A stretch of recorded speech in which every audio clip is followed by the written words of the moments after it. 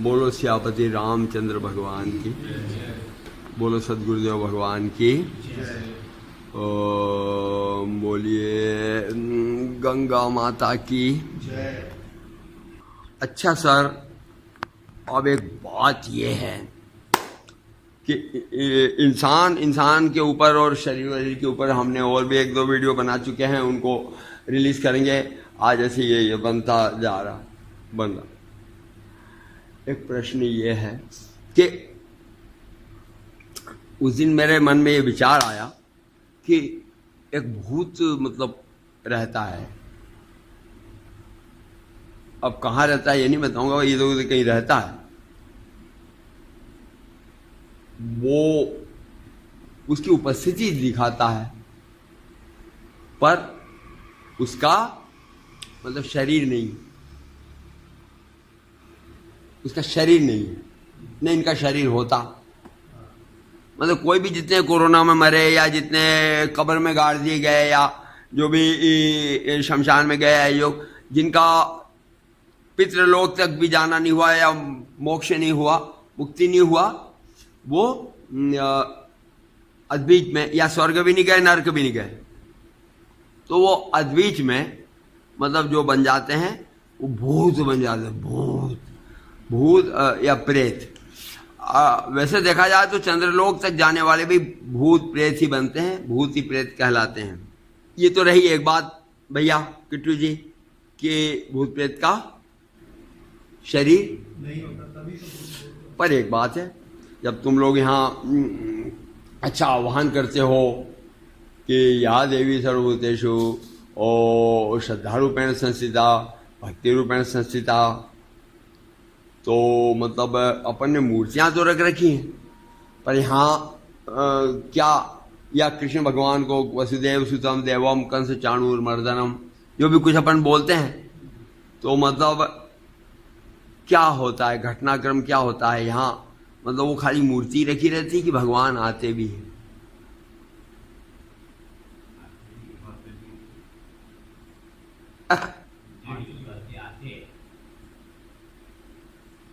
क्योंकि ये घटनाएं कई मंदिरों में आप वीडियो देखना, अलग अलग मंदिरों में, कई मंदिरों में तो यहाँ तक है कि माता जब आ जाएगी मूर्ति में तो वहाँ अग्नि जलेगी, हवन।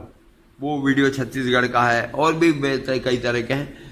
और मतलब एक ही जब माता आ जाती है तो ओ माता के रूप में, रंग में, कोई बोलता है 3 बार इनका कलर बदलता है, कोई बोलता है आंखों में ज्योति। तो भैया,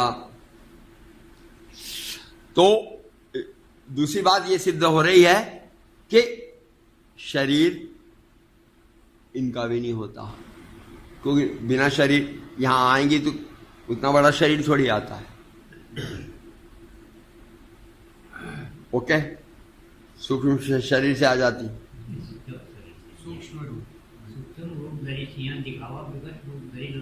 तो भूत प्रेत का शरीर नहीं होता, देवी देवता का शरीर नहीं होता। और भाई साहब, जो हिमालय पे बड़े बड़े योगी लोग बैठे हैं, या जैसे हमारे गुरुदेव हैं, तो गुरुदेव मतलब ऐसा है कि आते हैं, कई प्रकार से मिलते हैं, दर्शन देते हैं, आपकी रक्षा करते हैं, हाथ पकड़ के खींच देते हैं। उस दिन की घटना देख ही ली होगी। आप थे यहाँ? नो, अरे नहीं, आप कहां से थे?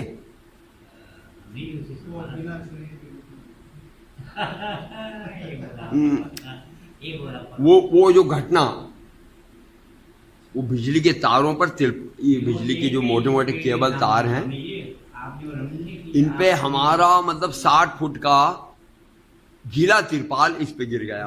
अब कौन उसको तो उठाए और कौन इधर करे? और ये कोई ईश्वरी कृपा के बिना संभव ही नहीं।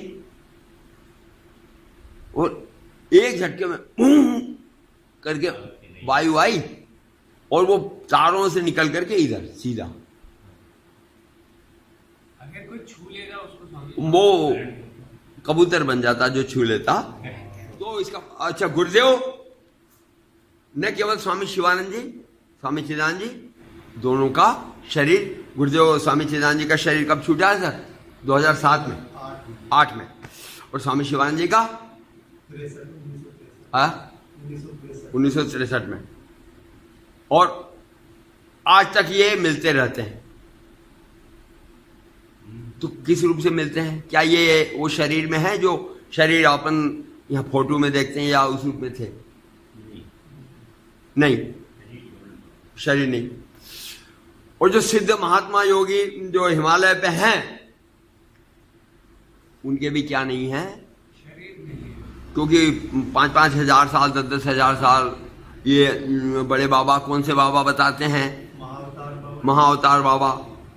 तो उनके शरीर भी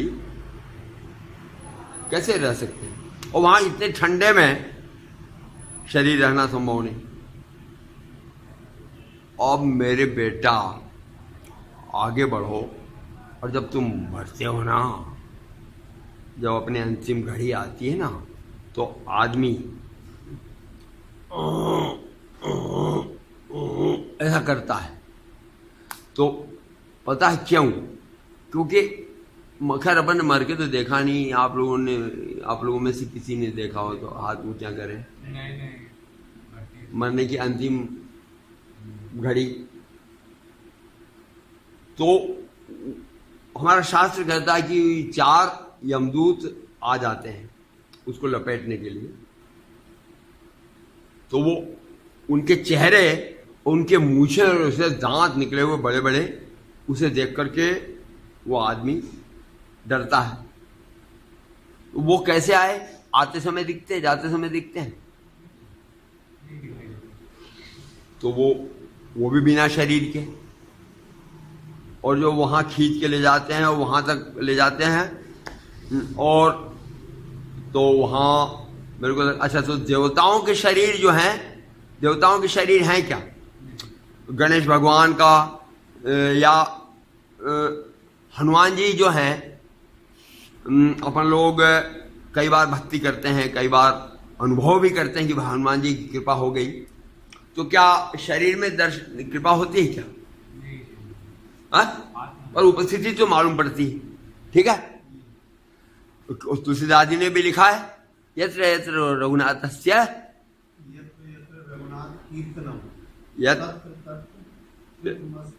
कृतमस्तकांजलिम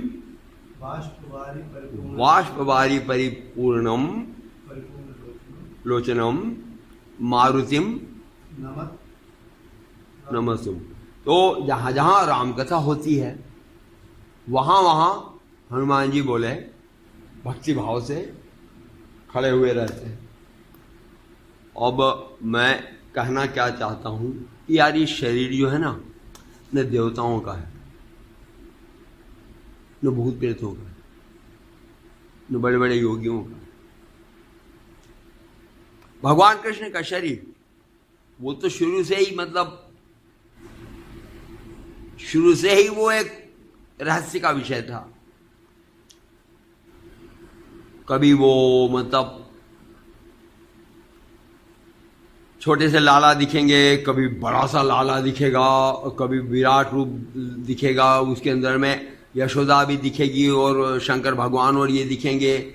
और कभी उसको दुशासन को, दुर्योधन को इतना बड़ा रूप दिखाई देगा। और कभी मतलब एक ही वो ग्वाला के रूप में है ना, और सीधे मथुरा गए। तो मथुरा गए तो युद्ध किससे किया पता है?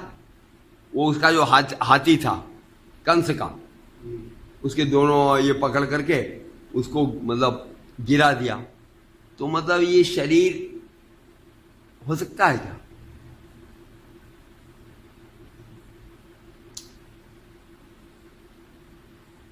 ओके, तो ये शरीर मतलब फिक्स शरीर नहीं हो सकता। ये तो एक उनका इमेजिनरी या मतलब ये शरीर है। जब क्या जरूरत है तब वैसे बन जाओ। कालिया नाग के फन पे कूद गए, और कालिया नाग की 100 फन है। अब आदमी इतने जोर तेजी से नाच लेगा कि वो किसी फन के उसमें ना आए। बॉडी को इतना चिकना बनाना पड़ेगा ना कि वो लपेटेगा उसमें से निकल जाए। तो भगवान कृष्ण का तो ये लीला, ठीक। तो भगवान कृष्ण का शरीर क्या मान सकते हो कि फिक्स शरीर होगा? तो उनको अयोनि संभवा बोलते हैं और अप्राकृतिक शरीर बोलते हैं, और उनको जो है कि डिवाइन बॉडी बोलते हैं और देवी शरीर बोलते हैं। ओके। शंकर भगवान का ऐसा है कि शंकर भगवान कहां बैठे हैं? कैलाश में तो आप तो अमरनाथ भी हुआ है, केदारनाथ भी हुआ है, वहां भी हुआ है।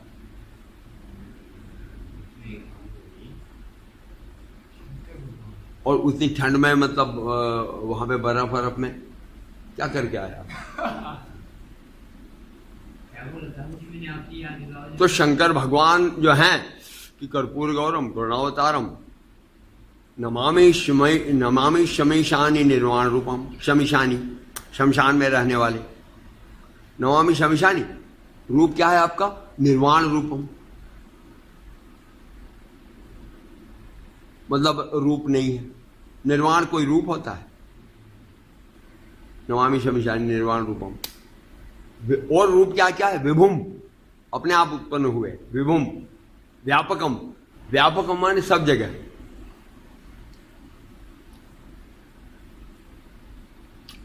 व्यापकम सब जगह। तू होके बता तो भाई, सब जगह।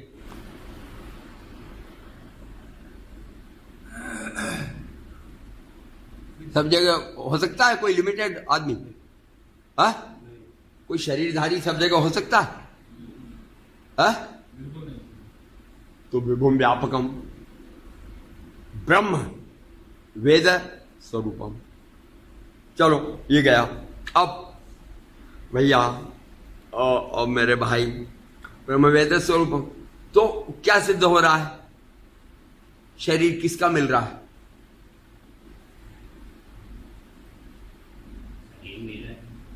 देवताओं का शरीर मिला? भगवानों का शरीर मिला? योगी यतियों का शरीर मिला? वहां से चल करके भगवान कृष्ण का शरीर मिला।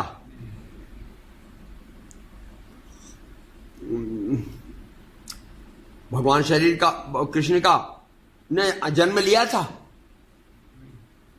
जन्म लेते तो शरीर मिलता। भय प्रकट कर पाला, भय प्रकट कर पाला, एपियर हो गए। एपियर वो जन्म कहां हुआ?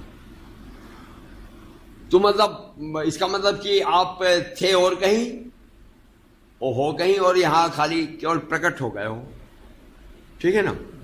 तो भय प्रकट कर पाला, दीनदयाला कौशल्या हितकारी। यही बात है कि भगवान कृष्ण का भी वो उस कैद खाने में प्रकट हो गए। तो भैया और प्रकट हो गए।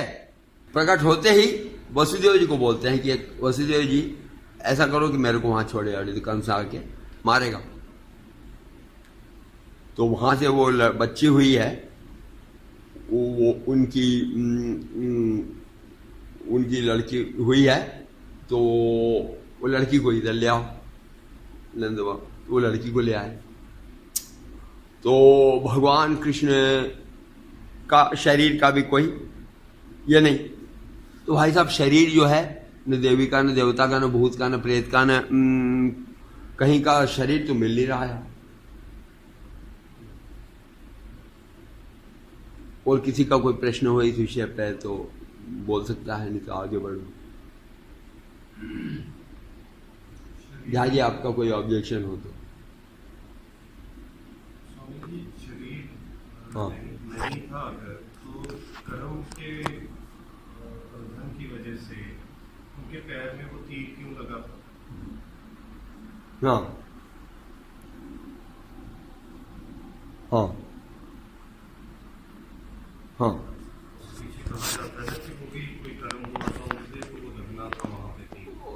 तो वो तो अब सभी कुछ लगवाएंगे, वो तो प्यार भी करेंगे, मोहब्बत भी करेंगे, हाथी को भी मारेंगे, युद्ध भी करेंगे। वो तो जो शरीर जब दिखा रहे हैं तो शरीर पूरा लीला करेगा ना भाई, माखन भी खाएंगे, चोरी भी करेंगे, मार भी खाएंगे। हाँ, उन्हें शरीर और लायक आय के लिए ए टू जेड लीला करने के लिए तो शरीर अपीयर किया, ठीक है, इसमें कोई दिक्कत। अब मेरे भैया लेकिन कृपया अपनी उपलब्धि के लिए ताली बजाएंगे, क्योंकि अगर शरीर किसी को मिला है तो वो एक ही जाति है, और वो है नर जाति, इंसान जाति। ताली।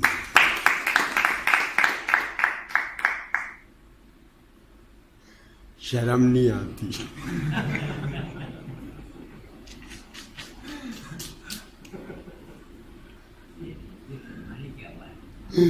ताली बजाते हुए आइए हम जो हैं गुरु भगवान से और ईश्वर से मतलब प्रार्थना करें और अपना अध्यात्म का थोड़ा बहुत अभ्यास करें। जब कीर्तन, ध्यान, भजन, भगवद गीता, सत्संग आदि के माध्यम से जो है अपनी पशु प्रकृति को नीचे करें, और तब जो है दिव्य प्रकृति को धारण करने से फिर क्या है कि कम से कम मानव तो का शरीर जब चोला धारण किया है तो मानव बन के तो मरे। कम से कम इतनी उपलब्धि तो इस जीवन में की जाए। सियापति रामचंद्र की जय।